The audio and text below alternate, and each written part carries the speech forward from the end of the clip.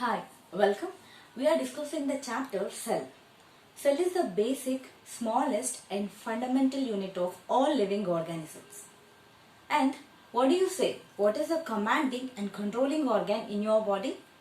Obviously, it is brain, right? Yes.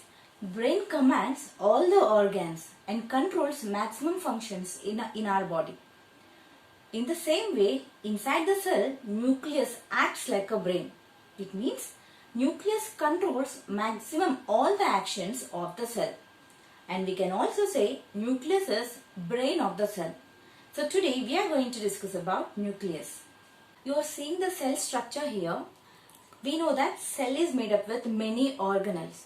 Among all the organelles, nucleus is a prominent one because nucleus contains structures called DNA. This DNA holds hereditary information of the cell and also it is responsible for many cellular activities. So, nucleus is a prominent organelle among all the organelles inside the cell. And also, look at the picture here, nucleus is the largest organelle also. It occupies 10% of the cell volume. And if we observe the cell under the microscope, we can easily identify the nucleus because this is the largest organelle among all the organelles inside the cell. And it was first observed and discovered by Robert Brown in 1831. Basically, nucleus is a Latin word. It means kernel of a nut. And study about the nucleus is termed as karyology. Again here, karyon means nucleus, ology means to study. So study about the nucleus is known as karyology. And nucleus is spear-shaped organelle. It means it is rounded organelle. And look into the first picture here. In animal cell, nucleus is located at center. Not exactly at center, but it is located maximum at center. In similar way, look into the second picture. In plant cell, nucleus is located at periphery. It means at edge of a cell. It is because in plant cell, the maximum space is occupied by the vacuoles. So these vacuoles pushes the nucleus to the periphery. So in plant cell, nucleus is located at the edge, at periphery of the cell. And in animal cell, nucleus is located at center. All the cells on the earth are classified into two categories. And this classification is based on presence or absence of nucleus. Look into the first picture here. In this cell, nucleus is present. So, the cells that have nucleus are categorized into eukaryotic type. Similarly, in the second picture, nucleus is absent. So, the cells that do not have nucleus are categorized into prokaryotic type. In this way, classification of the cells is based on presence or absence of nucleus. Now we will see structure of the nucleus and what the nucleus contains inside. First try to understand the components here, then we will discuss each and every part in detail. Nucleus has nuclear membrane. Nuclear membrane is the outermost covering layer to the nucleus. And nuclear pores are nothing but openings that are present on the nuclear membrane. You are seeing nucleolus here. Nucleolus is a round body that is present inside the nucleus. And this is site for ribosomal subunits. We will see what are the ribosomal subunits later. And nucleoplasm is a gelatinous fluid that fills the nucleus. And you are seeing chromatin here. Chromatin are thread-like structures of DNA and protein. And these form into chromosomes.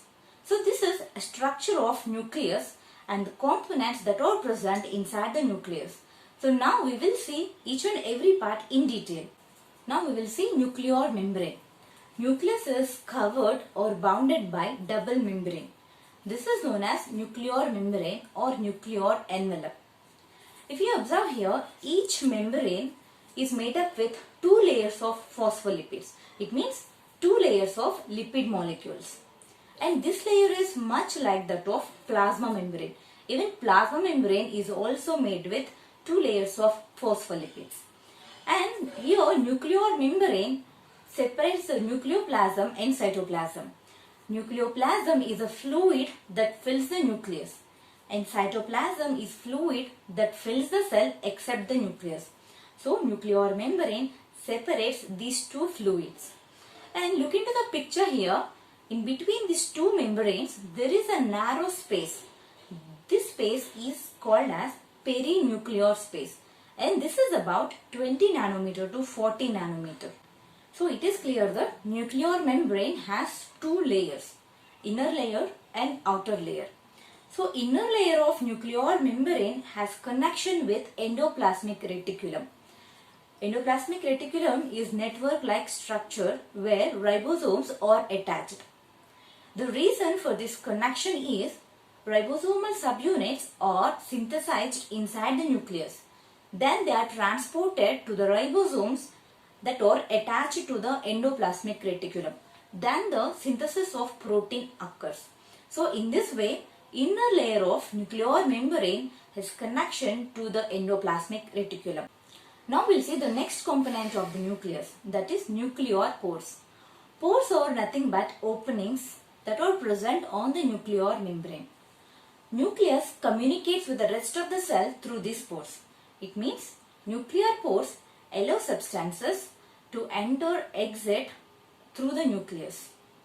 See, for example, just now we have seen ribosomal subunits should move out of the nucleus to the ribosomes. And this movement is through the nuclear pores that are present on the nuclear membrane. In this way, nuclear pores allow the substances in and out of the nucleus. Now we'll see nucleoplasm. Nucleoplasm is a gelatinous fluid inside the nucleus. If you notice, nucleoplasm is almost similar with that of cytoplasm, where nucleoplasm present inside the nucleus and cytoplasm is present inside the cell except the nucleus.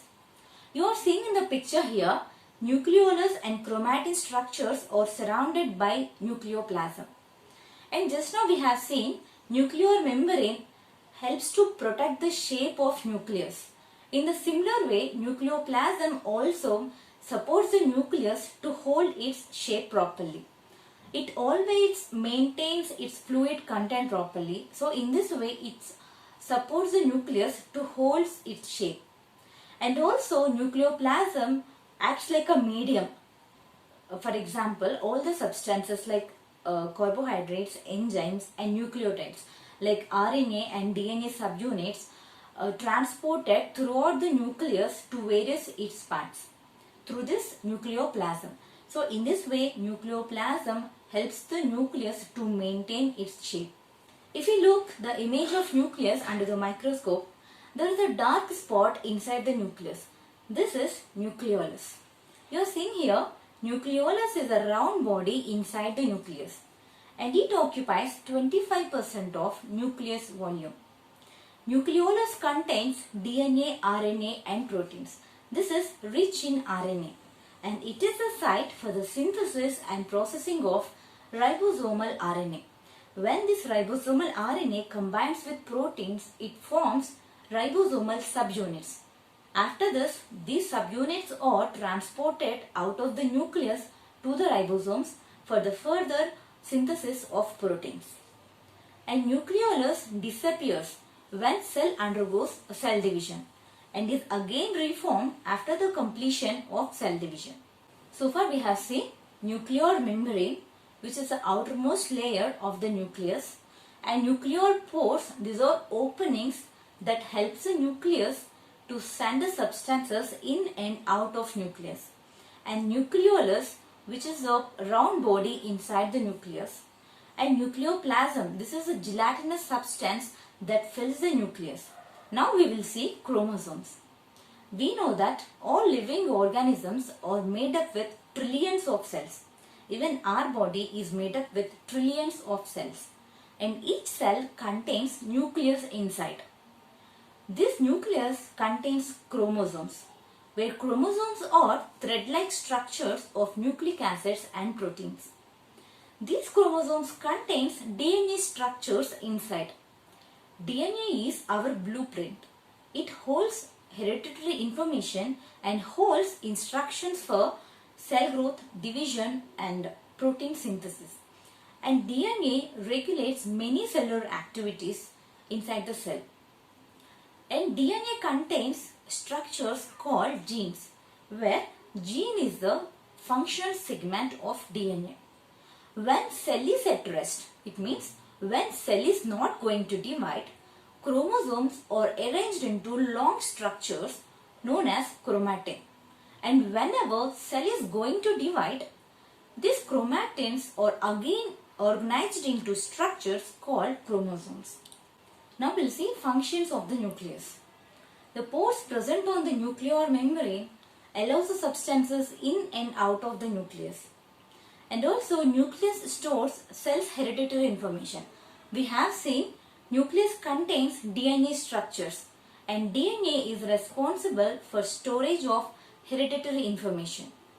And also nucleus coordinates many cellular activities like protein synthesis, reproduction and cell growth like this.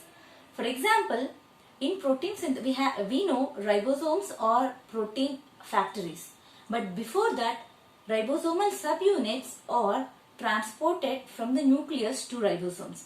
In this way, nucleus coordinates many cellular activities. And this is about structure and functions of nucleus. I hope you liked today's session. Please like this video and don't forget to subscribe. Thank you.